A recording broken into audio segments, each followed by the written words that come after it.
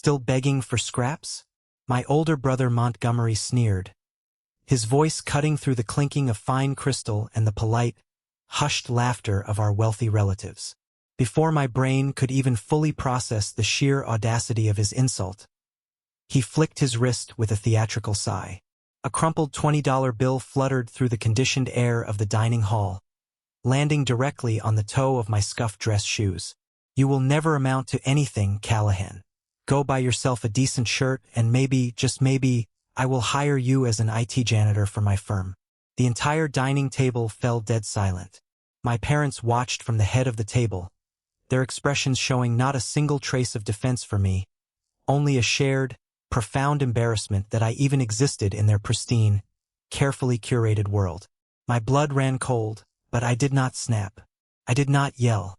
I just stared at that $20 bill. They thought they knew everything about me. They had no idea I was about to dismantle their entire universe in a matter of minutes. Before I tell you how I wiped that smug smile off his face, let me know in the comments. Have you ever been the invisible child in your family? Hit subscribe because this revenge is best served at 500 miles per hour. Growing up, my life was a masterclass in living in the shadows, a daily lesson in how to occupy physical space without ever truly being seen or heard.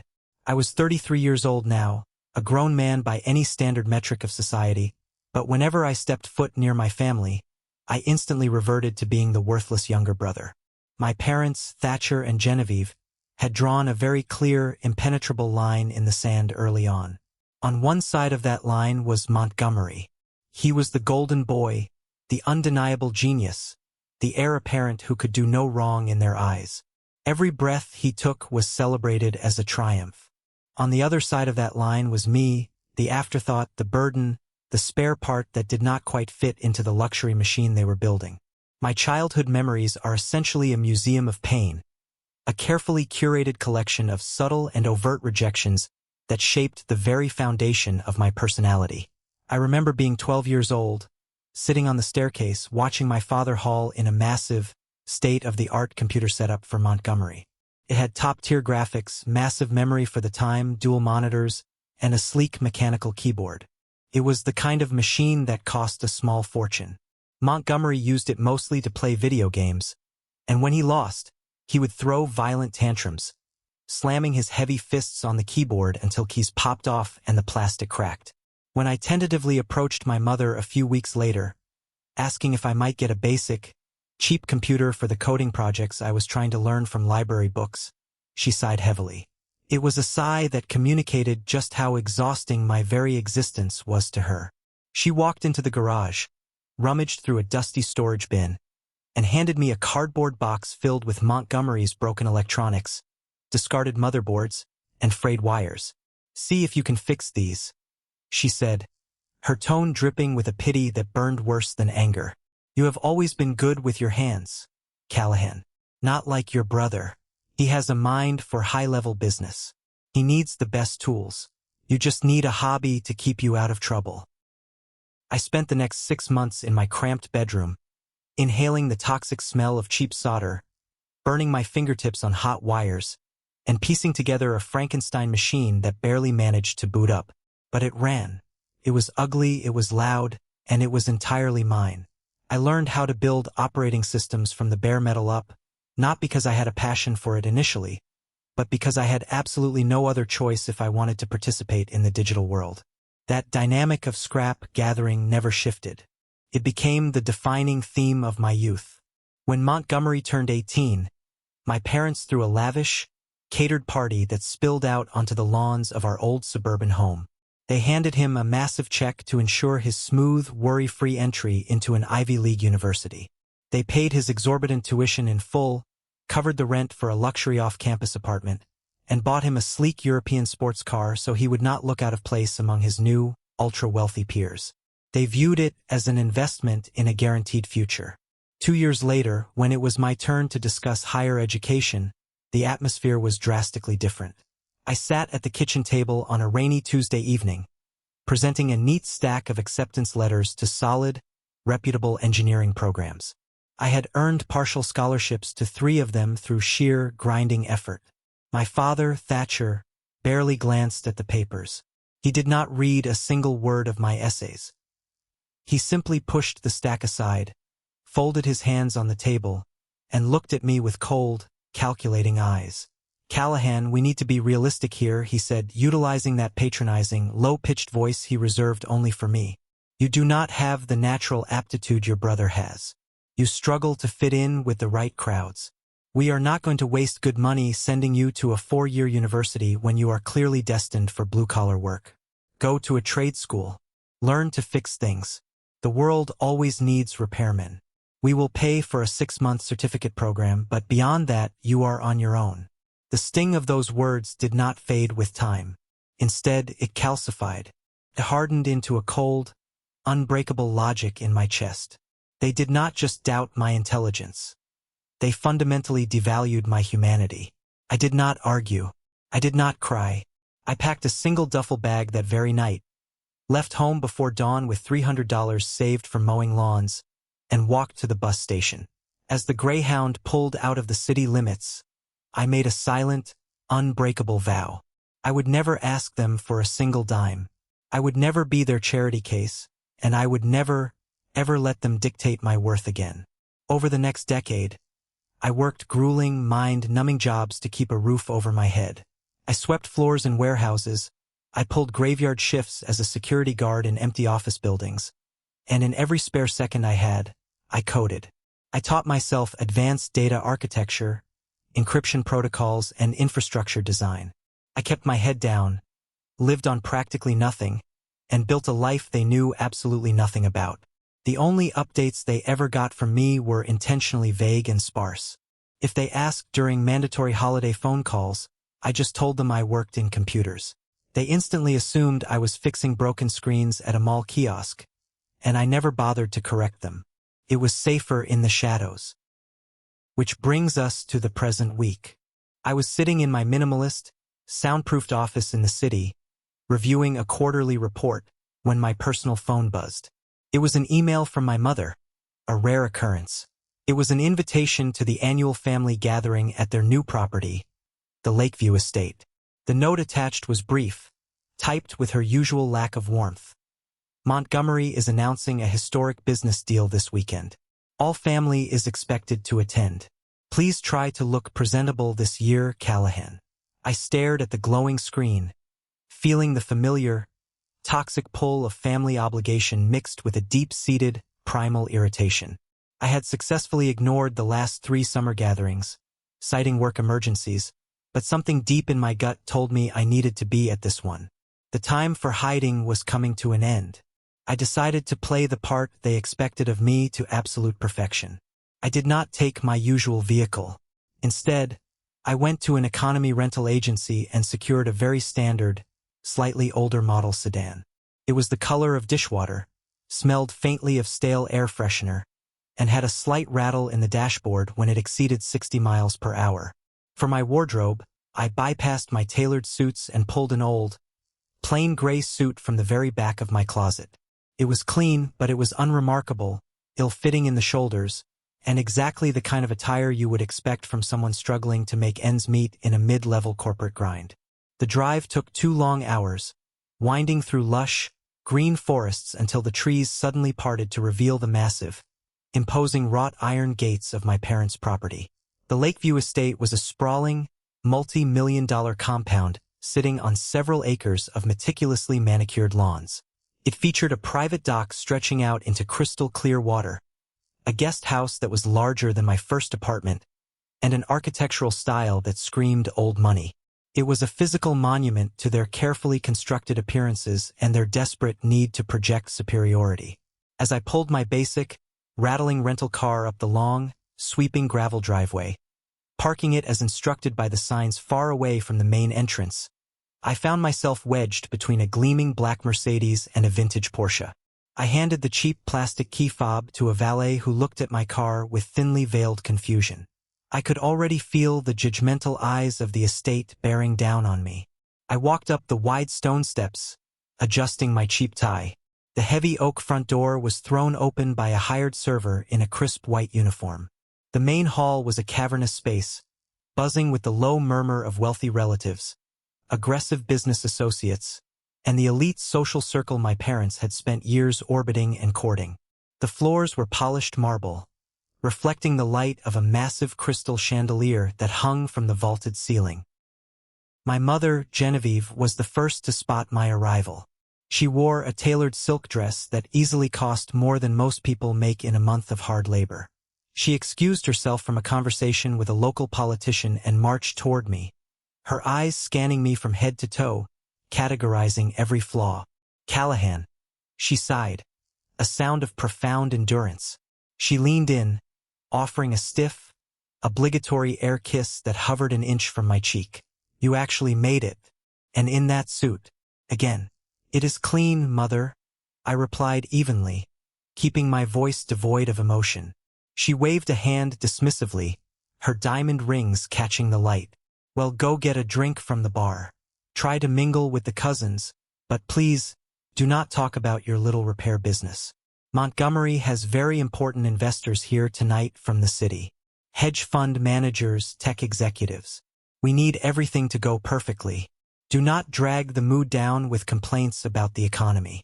Before I could even formulate a response to turn and walk away, my father, Thatcher, appeared from the smoking room. He clapped a heavy, authoritative hand on my shoulder, his grip just tight enough to be uncomfortable. "Callahan, good to see you are still surviving out there." He looked me up and down, his eyes lingering on my scuffed shoes with obvious distaste. "You should really swallow your pride and ask your brother for some career advice tonight. He is about to close a fund that will put him in the financial history books. Maybe he can find a low-level administrative role for you." I gave a tight, practiced nod and slipped out from under his heavy hand, melting into the crowd.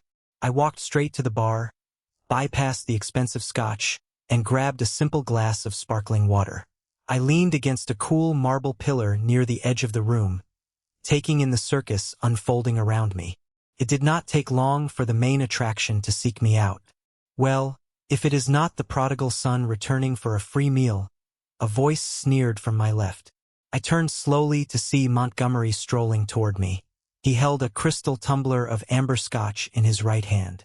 He was flanked by his fiancée, Vesper, a woman whose entire personality, vocabulary, and worldview revolved entirely around designer labels, exclusive zip codes, and social status. Montgomery looked like he had stepped directly out of a high-end financial magazine. He was wearing a custom Italian suit that fit him flawlessly, and a smug, self-satisfied expression that instantly made my jaw tighten. "Montgomery," I said, keeping my voice perfectly neutral, refusing to give him the reaction he craved. "Congratulations on the big night. I hear you are making history." He chuckled, a rich, resonant sound, and deliberately adjusted the cuff of his crisp shirt to flash a Patek Philippe watch. It was a timepiece that likely cost $100,000, designed specifically to intimate people like the man he assumed I was. "Hard work pays off, little brother. Not that you would understand the concept of scaling a business. How is the computer repair shop? Still fixing cracked screens for careless college kids? Still dealing with dust and thermal paste?" "I manage data infrastructure," I said simply, taking a sip of water. Right. IT support. Very noble work. Someone has to keep the routers plugged in." He took a slow sip of his scotch, his eyes mocking me over the rim of the glass. Vesper leaned in, looking at my gray suit with undisguised, theatrical distaste. She wrinkled her nose slightly, as if poverty had a scent.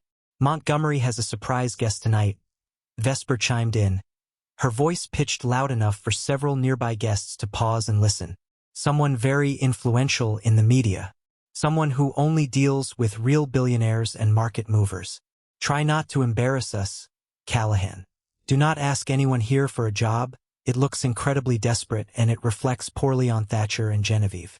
I just smiled, a thin, meaningless curve of the lips, taking another slow sip of my water. "I will be on my absolute best behavior, Vesper. I would not want to ruin Montgomery's big moment in the spotlight." They walked away, laughing together at some private joke, leaving me standing by the pillar.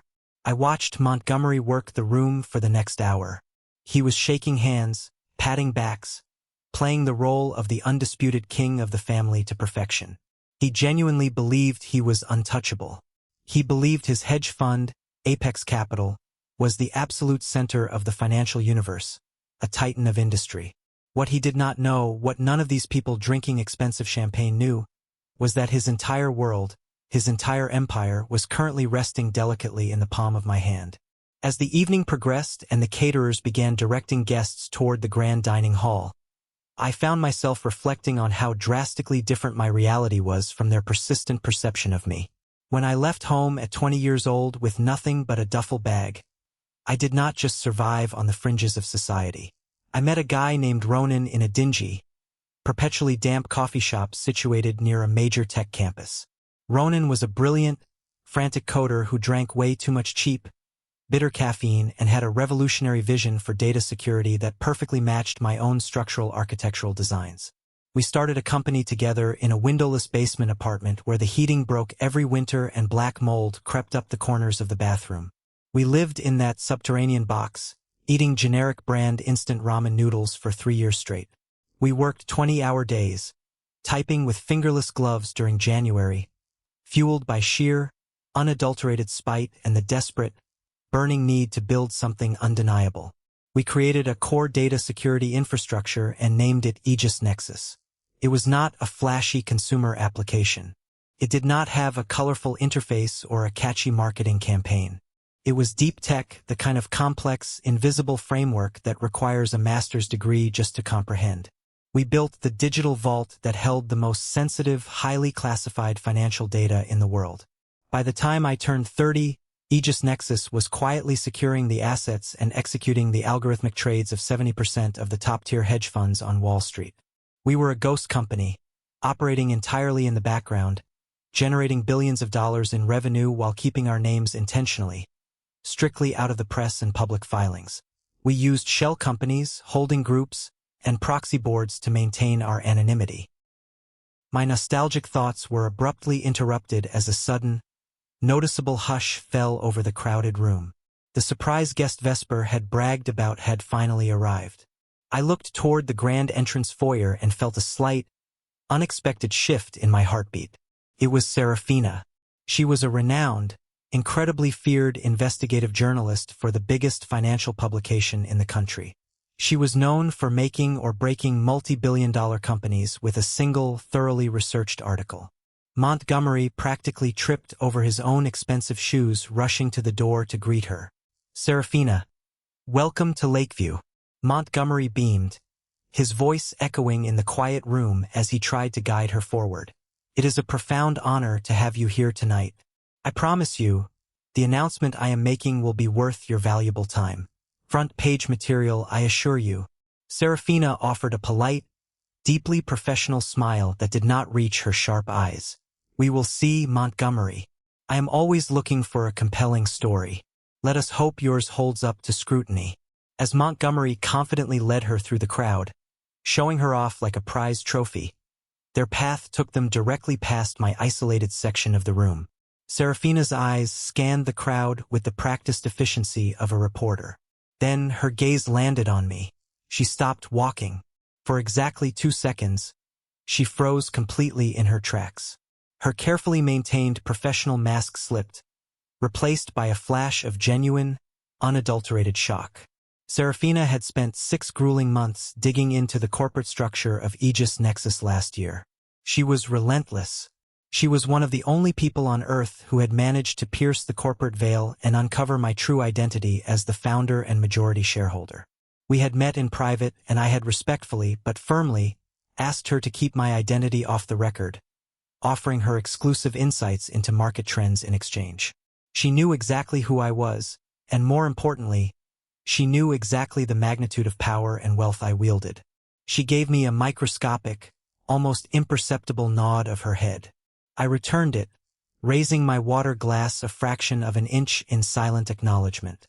She quickly recovered her composure, blinking away the shock, and allowed a confused Montgomery to continue leading her toward the VIP section of the head table. Shortly after, dinner was formally served in the grand hall. A massive, antique mahogany table sat 30 of the most important guests. As was the family tradition, I was seated at the extreme far end, near the kitchen doors, sandwiched directly between my Aunt Cressida and my older cousin Brooks. They were the family's resident flying monkeys, people who survived financially and socially by leeching off my parents' wealth and enthusiastically agreeing with every single word Montgomery said. "So, Callahan," Brooks started immediately, loudly chewing on a thick piece of rare prime rib. The juice stained his chin. "When are you going to grow up and get a real job? You are in your 30s now. You cannot tinker with hard drives and reboot routers forever. It is embarrassing for your father." "I am doing fine, Brooks," I replied softly, staring intently at my own plate, slicing a small piece of meat.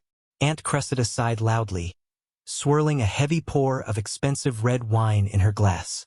"Your mother tells me you are still living in a modest, rented apartment in the city. It is such a terrible shame, Callahan. If you had just swallowed your stubborn pride, listened to your father, and gone to trade school like he offered, you might have your own small plumbing business by now. At least that is steady, honest work. You would have a van."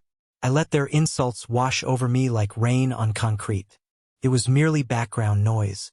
I chewed my food methodically, tasting the rich spices, contrasting it in my mind with the salty, artificial flavor of the ramen noodles Ronan and I used to boil in our electric kettle.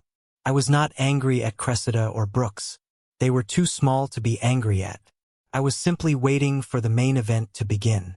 At exactly 8 o'clock, the servers cleared the main plates. Montgomery stood up at the head of the long table. He picked up his crystal champagne flute and tapped his silver fork against it. The sharp, clear ringing sound commanded immediate attention. The room fell into a respectful, eager silence. Montgomery smoothed his silk tie, his chest puffed out with supreme confidence, looking exactly like a man who believed he had just conquered the known world. He slowly looked down the entire length of the mahogany table, his eyes bypassing the wealthy investors, bypassing the politicians, and locking onto mine with the dark, cruel intensity of a predator ready to play with its food. It was finally time. "Thank you all for being here tonight," Montgomery began, his voice booming across the grand dining hall, carrying effortlessly over the flickering candlelight. "Family, friends, and esteemed colleagues, tonight is a monumental milestone. As many of you know, Apex Capital has been growing aggressively over the last 4 quarters. We have taken risks, we have dominated sectors, but this morning, we achieved something unprecedented. We signed a contract that secures our financial future permanently." A low murmur of excitement and anticipation rippled through the gathered guests. My father, Thatcher, sat up straighter, looking like he might literally burst with pride. He nodded encouragingly at his eldest son. "We have officially partnered with the premier, most exclusive data infrastructure firm in the world," Montgomery announced, spreading his arms wide. "It was a massive financial commitment on our part, tens of millions of dollars deployed, but it guarantees that our assets, our trading algorithms, and our client data are mathematically impenetrable. With this specific infrastructure backing us, Apex Capital is no longer just participating in the market. We are positioned to dominate Wall Street. We are the new apex predators. I am the king of this sector now." The table erupted into loud, enthusiastic applause. Vesper leaned over, her face glowing with reflected glory, and kissed his cheek dramatically. My mother, Genevieve, pulled a lace handkerchief from her purse and wiped a genuine tear of joy from her eye. Montgomery held up a hand, demanding silence so he could continue. His smile turned sharp, losing its practiced warmth, and his gaze shifted deliberately back down the table, past the crystal centerpieces, directly to me, sitting silently in my cheap gray suit. "We celebrate success in this family," he continued, his tone shifting into something dripping with fake, sickening benevolence. "We value ambition, but we also believe in charity. We believe in helping those who are unfortunate, those who simply cannot help themselves." The room grew quiet again, but this time, an uncomfortable, heavy tension settled over the guests. The shift in tone was jarring. People shifted awkwardly in their heavy wooden chairs. "Callahan," Montgomery called out, making sure every single person in the room was looking at me. My little brother, you have struggled for so long, tinkering with your little computers, barely scraping by month to month. It honestly breaks my heart to see you sitting there in that terrible suit, looking like you just crawled out of a dusty cubicle in a basement. My father cleared his throat loudly, but he did not speak up to stop him. Brooks snickered next to me, a wet, ugly sound. Montgomery reached slowly into the inner pocket of his custom jacket. He pulled out a crisp green $20 bill. He held it up for a moment, letting the candlelight catch it. Then he crumpled it slightly in his fist. With a flick of his wrist, he tossed it down the length of the table. It was a long table. The bill did not make it all the way to me. It landed near a gravy boat, and Montgomery gestured to a server. "Bring that to my brother," he ordered. The server, looking terrified, picked up the crumpled bill with silver tongs, walked the length of the room, and dropped it directly onto my plate. "Still begging for scraps?" Montgomery sneered, the cruel words echoing loudly in the silent room. "You will never amount to anything, Callahan. You are a failure. Take this money, go buy a decent shirt from a discount rack, and I will hire you as an IT janitor for my firm. You can sweep the server rooms and empty the trash cans. It is the absolute closest you will ever get to real success." The silence that followed was suffocating, thick enough to choke on. The sheer, naked disrespect of the act was staggering. He had not just insulted me. He had actively tried to strip away my fundamental human dignity in front of the most important people in his life. Vesper laughed softly, a cruel, ringing sound that pierced the quiet. Serafina, seated near the front, looked absolutely horrified, her eyes darting frantically between Montgomery's smug face and my silent figure. She knew exactly what a fatal mistake he had just made. I did not yell. I did not flip the heavy table. I did not turn red with rage. I sat perfectly still, feeling a cold, clinical, almost terrifying calm wash over my brain. Every slight, every casual insult, every single moment of being treated like a second-class citizen for 30 years culminated in this one pathetic display of arrogance. I slowly pushed my heavy wooden chair back and stood up. The scraping of the wood against the polished marble floor sounded like a gunshot in the quiet room. All eyes were locked on me. Some looked with pity, others with amusement. I looked down at the $20 bill resting on the edge of my china plate. I reached down, picked it up, and smoothed out the creases with deliberate, agonizing slowness, taking my time. I looked up, meeting my brother's triumphant, arrogant gaze from across the room. "You are right, Montgomery," I said softly, making sure my voice carried evenly in the quiet room without raising it a single decibel. "It is time I make some changes." I turned my back on the entire table, ignoring my mother's sudden gasp, and walked smoothly toward the grand glass doors leading to the outdoor balcony. I stepped out into the cool, dark night air, sliding the heavy glass door shut firmly behind me, cutting off the noise from the dining hall. Inside, I could see through the glass as the tension broke. Laughter resumed, louder and more forced than before. I watched my father lean over to apologize to a wealthy guest for my dramatic exit, clearly assuring them that I was just overly sensitive and could not handle a joke. I walked to the edge of the stone balcony, resting my hands on the cold railing, looking out over the dark, rippling water of the private lake. The wind picked up, rustling the leaves of the ancient oak trees. I pulled my secure, encrypted phone from my pocket and dialed a direct number I knew by heart. It rang exactly twice. "Talk to me," Ronan answered immediately. In the background, I could hear the aggressive, frantic clacking of a mechanical keyboard. "Ronan, I need you to pull up the new client contracts that cleared our system this morning," I said, my voice steady, devoid of the adrenaline that was coursing through my veins. "Specifically, look for anything routed through our tertiary shell companies on the East Coast. Look for a firm called Apex Capital." "Give me 10 seconds, Ronan muttered. The clacking intensified, sounding like hail on a tin roof. "Okay, I am in the clearinghouse database." "Got it. Apex Capital. They signed a lifetime service agreement for our highest enterprise tier through one of our front LLCs. They transferred a massive upfront payment just 4 hours ago. The integration is complete. They are completely, inextricably locked into our ecosystem. Why? What is going on, Callahan? I stared down at the crumpled $20 bill I was still holding in my left hand. My brother just threw $20 at my feet in front of 50 people and offered me a job as a janitor, I said quietly. The keyboard clacking stopped instantly. There was a long, incredibly heavy silence on the other end of the encrypted line. Ronan knew my history. He knew the stories. He knew exactly what this family had put me through since we were living in that moldy basement eating ramen. "What do you want to do, boss?" Ronan asked, his voice dropping an octave, turning deadly serious. "Trigger the morality and ethical conduct clause in the terms of service," I said, looking back through the glass at Montgomery laughing with a politician.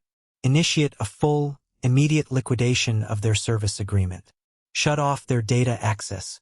Scrub their integration." Callahan. Ronan exhaled slowly. "If we cut them off now, without warning, their fund will collapse before the market even opens tomorrow morning. They will be entirely blind. The algorithms will fail. They will lose everything they hold." "I know," I said. "Do it. Terminate the contract." "Done," Ronan said, and I heard a single, definitive keystroke. "What else?" "Call the private hangar," I instructed, checking my watch. "Tell Michael to prep the VTOL. I want him here at the Lakeview estate in exactly 15 minutes. Send him my encrypted GPS coordinates." "The Blackbird?" Ronan asked, a hint of a dark, anticipating smile creeping into his voice. "You are bringing out the $80 million toy for this suburban dinner party?"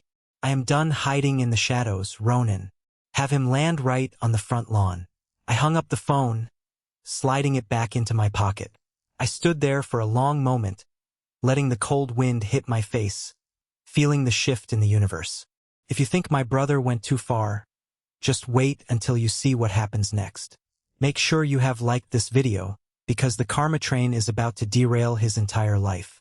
I took a deep, centering breath, adjusting the cuffs of my cheap gray suit one last time, and slid the heavy glass door open. I walked back into the dining hall, my footsteps silent on the marble. The conversation dimmed slightly as I approached the table. Montgomery was holding court again, mid-laugh with an investor, looking supremely victorious.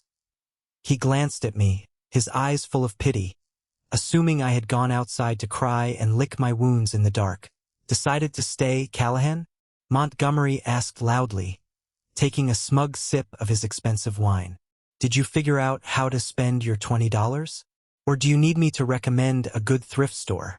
I picked up my glass of sparkling water, taking a slow, refreshing sip.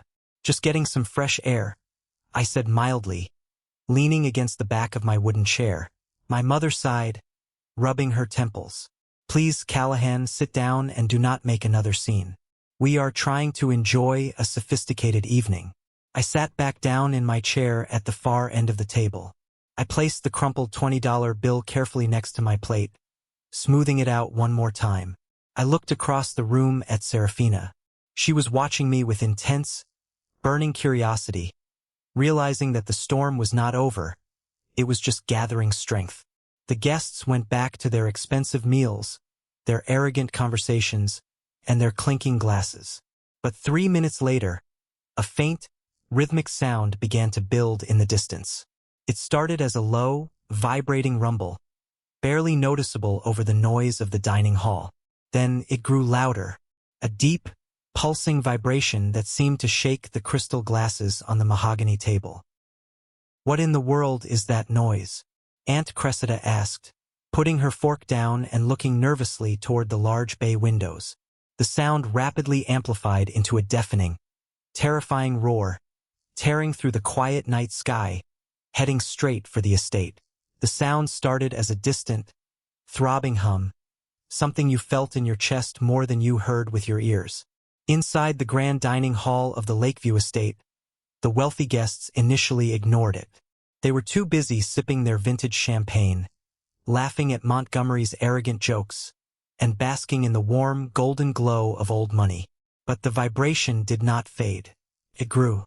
It intensified with every passing second until the crystal chandeliers hanging from the vaulted ceiling began to sway. "What on earth is that racket?" my mother, Genevieve, demanded, her voice shrill with annoyance. She placed her silver fork down on her china plate, glaring out the massive bay windows as if she could simply scold the noise away. The low hum rapidly escalated into a deafening, chest-rattling roar. The heavy mahogany table actually began to vibrate.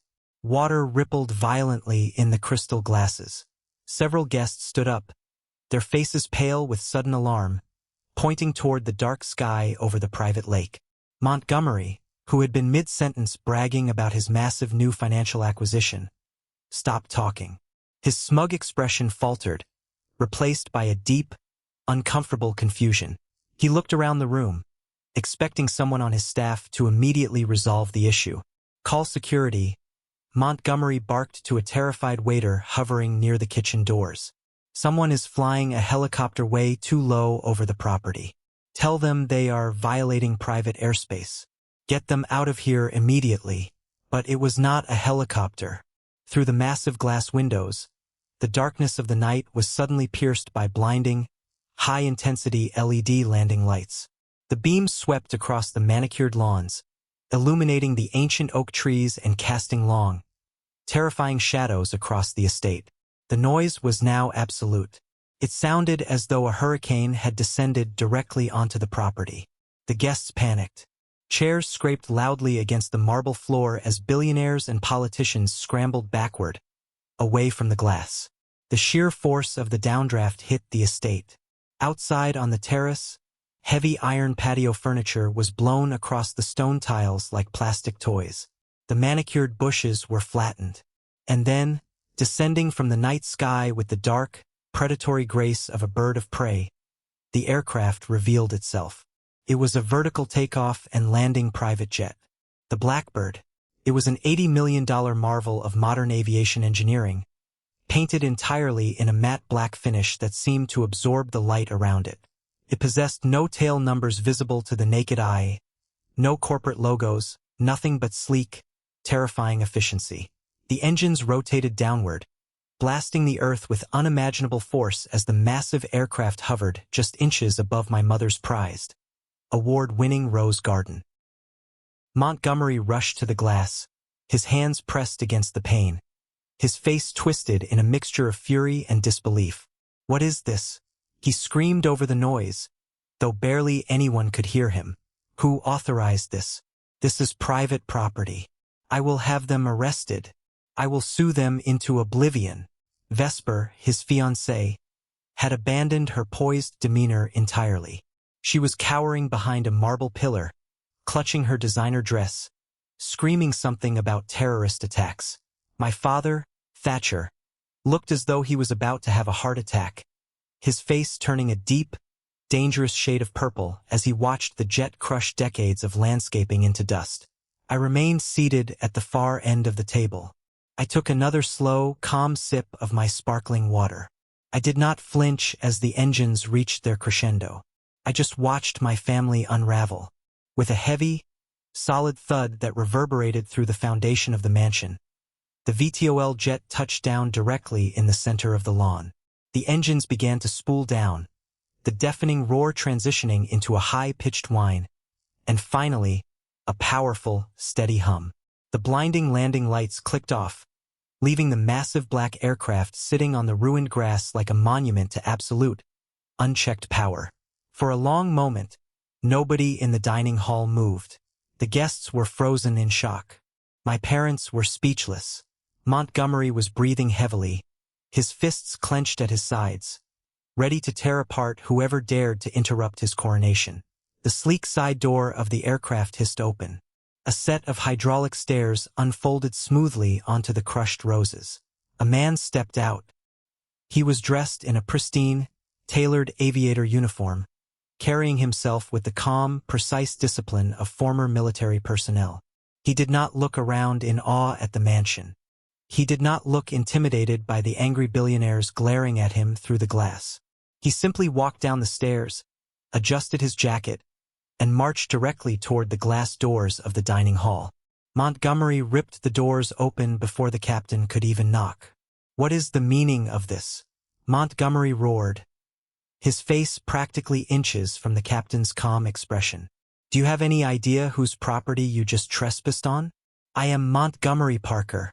You just destroyed $1 million worth of landscaping. You are going to prison for this." The captain did not even blink. He looked right past Montgomery's red, screaming face, his eyes scanning the terrified crowd inside the dining room. He bypassed the politicians, the hedge fund managers, and my furious parents. His gaze traveled all the way down the long mahogany table, past the spilled wine and abandoned plates, until he found me sitting quietly in my cheap gray suit. The captain stopped. He stood at attention, ignoring Montgomery entirely. "Mr. Callahan," the captain announced, his voice carrying clearly into the silent, stunned room.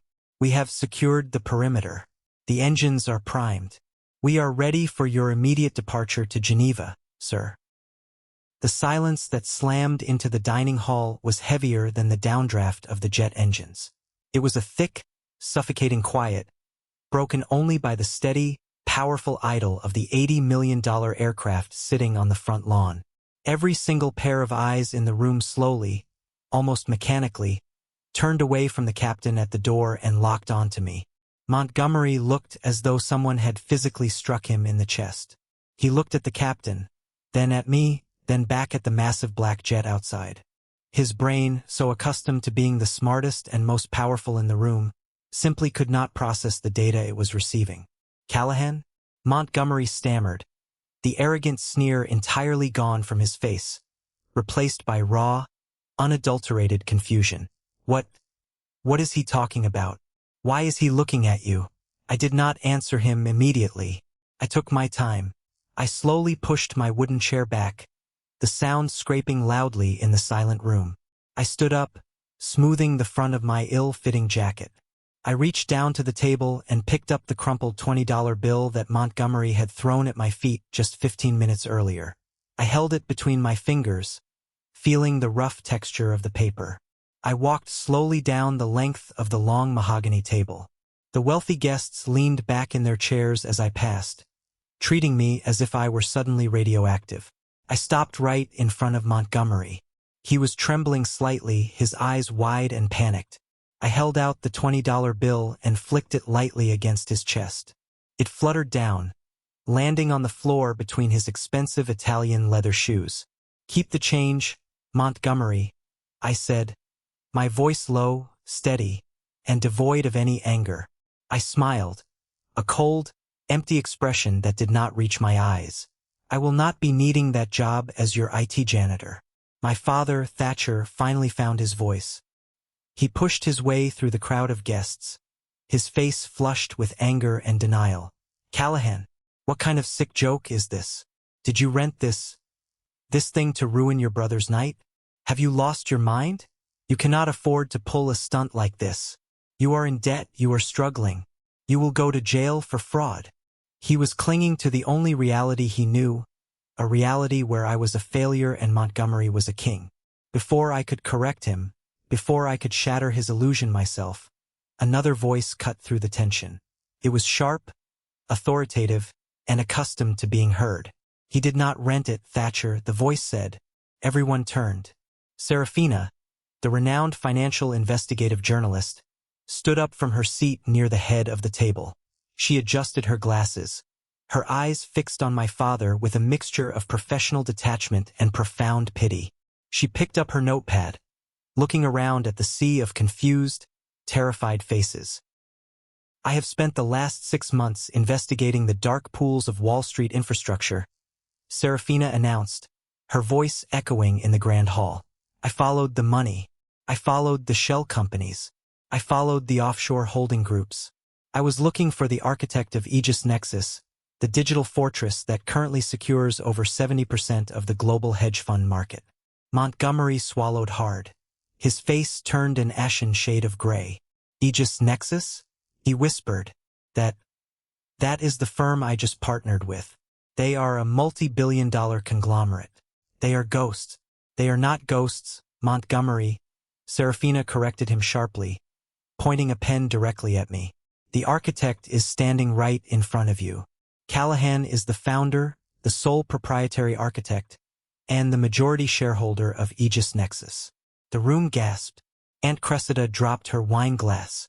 It shattered on the marble floor, but nobody even flinched. Serafina was not done.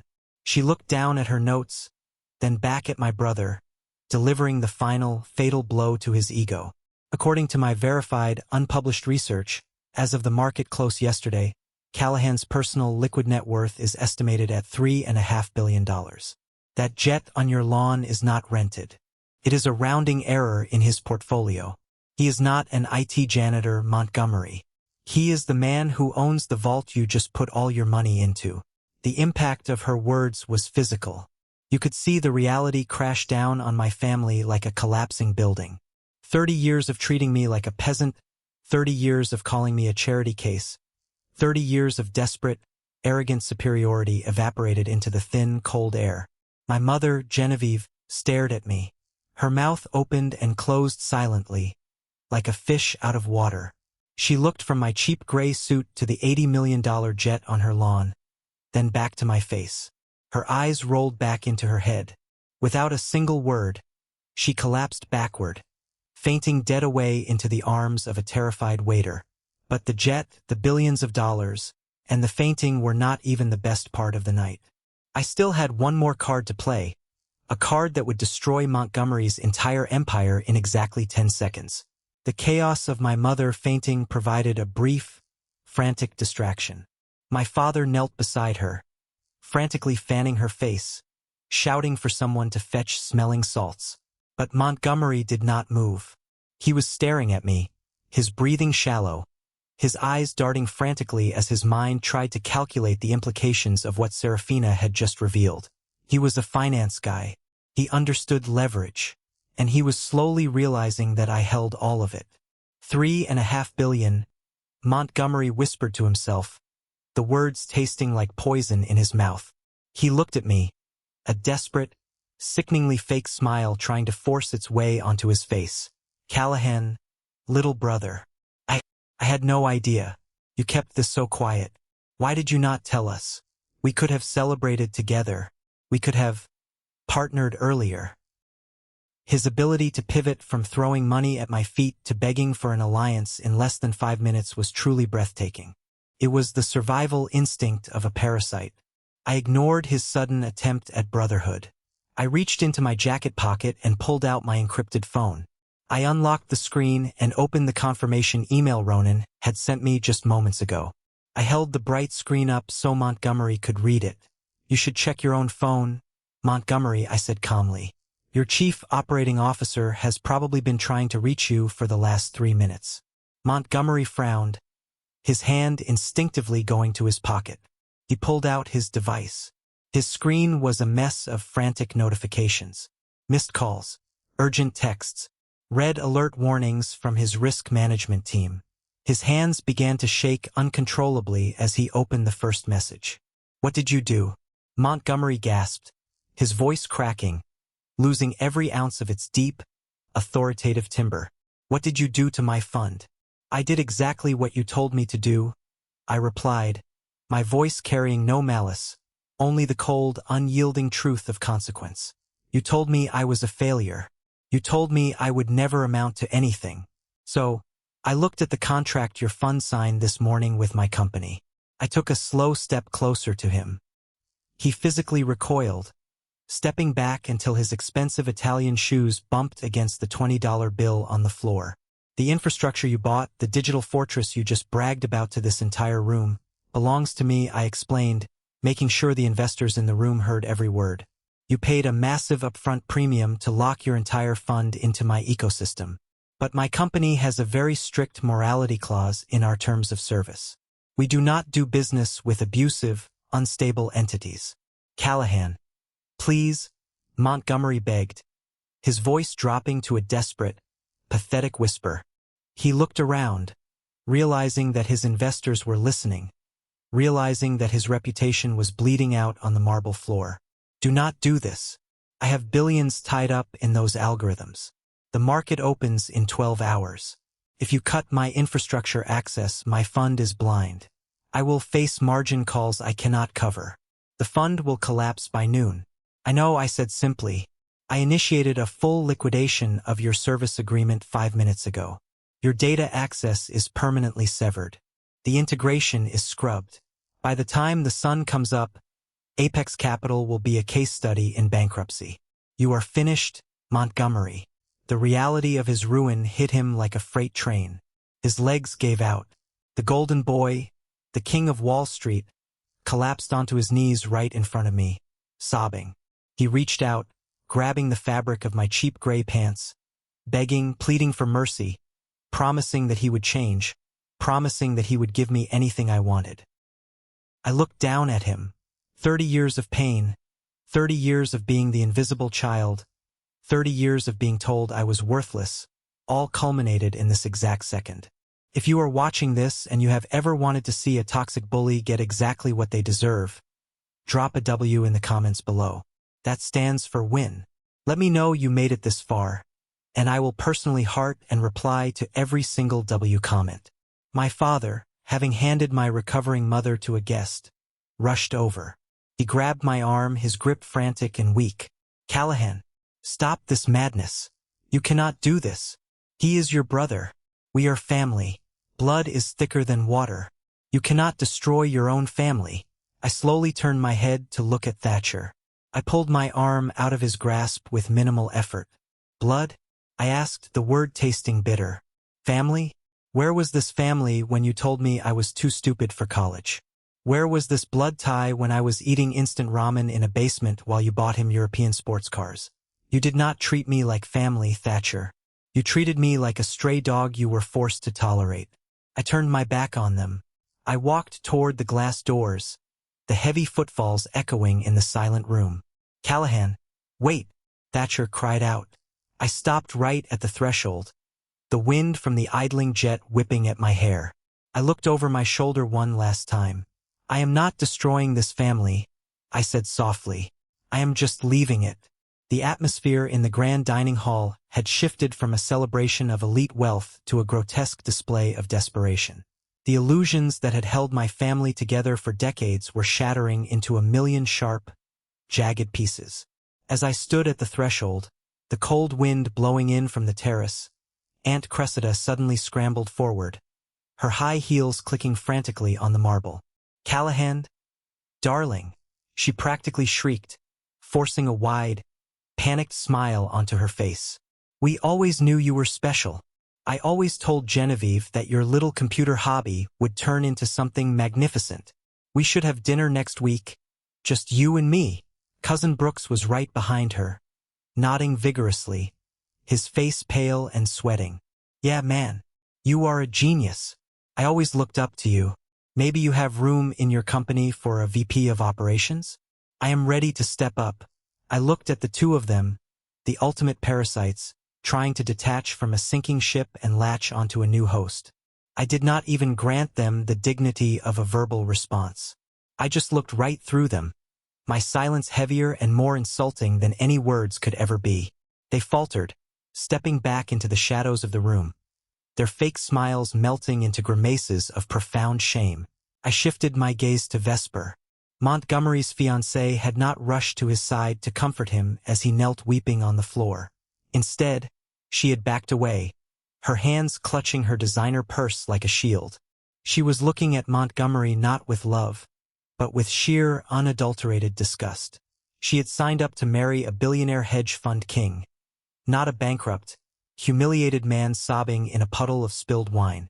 She looked up, caught my eye, and quickly looked down, calculating her immediate exit strategy. Montgomery was already a ghost to her. My mother, Genevieve, had regained consciousness. She was sitting in a chair, clutching a glass of water with trembling hands. She looked at me, her eyes filled with a terrifying realization. She had spent her entire life curating a perfect image, building a dynasty based on Montgomery's success, and she had just watched it burn to the ground in less time than it takes to drink a cup of coffee. Callahan, she whispered, her voice frail, stripped of all its usual haughty arrogance. Please, what are you doing? We gave you life. We raised you. You fed me and kept me warm. I corrected her, my voice echoing slightly in the vast room. That is the legal requirement of keeping a pet. You did not raise me, Mother. You tolerated me. You used me as a contrast to make Montgomery shine brighter. You built an entire museum of pain for me to live in. And tonight, I am finally closing the doors to that museum. I stepped out onto the terrace. The air was cold and biting, but it felt incredibly clean. The captain was waiting patiently by the hydraulic stairs of the Blackbird, his posture rigid, unaffected by the domestic tragedy unfolding inside the mansion. I walked across the ruined, crushed rose bushes. The smell of pulverized petals and jet exhaust filled the air. It was the scent of absolute finality. Montgomery scrambled out onto the terrace, his expensive suit ruined, his knees stained with dirt and grass. He grabbed the iron railing of the balcony, screaming into the wind as the engines of the jet began to spool up, transitioning from a low hum to a high-pitched, deafening scream. "Callahan!" he roared, tears streaming down his face, his voice cracking with hysteria. "You cannot do this. I am your brother. I am the king. You are nothing. You hear me? You are a charity case." I paused at the base of the aircraft stairs. I did not yell back. I did not need to. The roaring engines of the $80 million jet spoke for me. They drowned out his pathetic, desperate cries. They drowned out the sound of my father demanding respect. They drowned out 30 years of toxic, suffocating history. I walked up the stairs, stepping into the ultra-luxury cabin of the aircraft. The interior was a masterpiece of leather, mahogany, and soft ambient lighting. It was a world entirely of my own making, built with my own hands, my own mind, and my own relentless suffering. The hydraulic stairs folded up, sealing the cabin. The sound of Montgomery screaming was cut off instantly, replaced by the quiet, pressurized hum of the interior. I sat down in a massive leather captain's chair. The flight attendant handed me a glass of aged bourbon. I took a sip as the aircraft lifted vertically off the lawn. I looked out the reinforced window. The estate grew smaller and smaller below me. I watched the wind from the thrusters scatter the patio furniture, blow out the candles in the dining room, and tear away the manicured perfection of my parents' fake, toxic world. I watched Montgomery fall onto his back in the ruined grass, a tiny, insignificant speck in the darkness. The aircraft tilted its nose upward, the main thrusters engaging with a massive surge of power. We shot forward into the night sky, leaving the Lakeview estate and my entire past far behind in the dust. 1 month later, I was standing on the expansive balcony of a penthouse suite in Geneva, Switzerland. The morning air was crisp, carrying the scent of fresh snow from the distant Alps. I held a cup of black coffee, watching the city wake up below me. My life had moved on, but the shockwaves of that night at the Lakeview estate were still echoing across the Atlantic. Ronan had called me a few hours earlier with the final financial autopsy. It was exactly as we had predicted. When the market opened the morning after the family dinner, Apex Capital was flying entirely blind. Their algorithms, severed from the Aegis Nexus infrastructure, failed to execute critical hedges. The market swung aggressively, and Montgomery's fund was caught heavily over-leveraged on the wrong side of massive trades. Margin calls triggered like a chain reaction of explosions. By noon, his investors were pulling their capital in a blind panic. By the end of the week, Apex Capital filed for bankruptcy. Montgomery was ruined. His reputation on Wall Street was decimated. Nobody wanted to hire the arrogant genius who managed to alienate the most powerful infrastructure firm in the world. Vesper, true to her nature, packed her bags and left him 3 days after the crash, quickly attaching herself to a tech executive in California. My parents, Thatcher and Genevieve, faced their own harsh reality. A significant portion of their wealth had been heavily invested in Montgomery's fund. They believed he was infallible. When he went down, he dragged a large chunk of their retirement with him. They were not destitute, not by a long shot, but they were forced to quietly sell the Lakeview estate and downsize to a much smaller, less prestigious property. The illusion of their invincible dynasty was shattered, and their elite social circle, always smelling blood in the water, quickly abandoned them. I had received dozens of frantic voicemails from my mother, emails from my father, and even a pathetic, begging letter from Aunt Cressida. I did not listen to the voicemails. I did not read the emails. I blocked their numbers and instructed my security team to intercept any physical mail. I was done. The cord was cut, and I felt absolutely no obligation to reattach it. Standing on that balcony in Geneva, surrounded by the incredible wealth and success I had built, I realized something profound. The true victory, the real vindication, was not the $80 million jet. It was not the billions in my bank account, and it was not the satisfying sight of my brother weeping on his ruined lawn. The true success was the quiet peace in my chest. It was the absolute freedom of waking up in the morning and no longer feeling the need to make myself small just so my family could feel big. It was the realization that I had survived their museum of pain, and I had emerged stronger, sharper, and entirely independent. I no longer needed their validation, their fake love, or their toxic approval. I was enough. I had always been enough.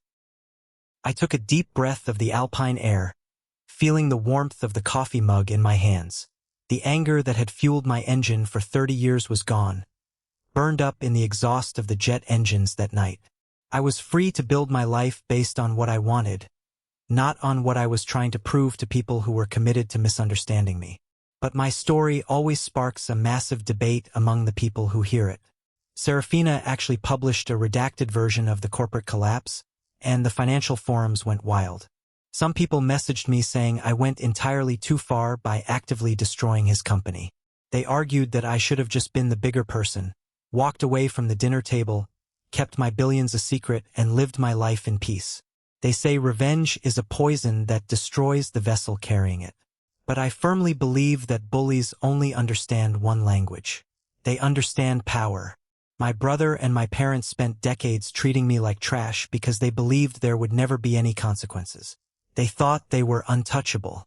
I did not ruin Montgomery's life. His own arrogance and cruelty handed me the loaded weapon, and I simply refused to put it down. So I turn the final judgment over to you. I want to know what you think. Did I go too far by crushing his fund and shattering my family's entire world? Or did Montgomery and my parents get exactly the severe, unyielding karma they deserved after 30 years of abuse? Tell me your verdict, your honest opinion, in the comments below. I read them all. Thank you for watching my story. If you have ever had to stand up to a toxic family member, if you have ever had to fight your way out of the shadows and prove your own worth, you know exactly how hard and isolating that journey can be. You are not alone. Hit that subscribe button, leave a like on this video, and turn on notifications so you never miss another story of true, satisfying karma. Stay strong, protect your peace at all costs, and keep building your empire in silence. They will hear you when the time is right.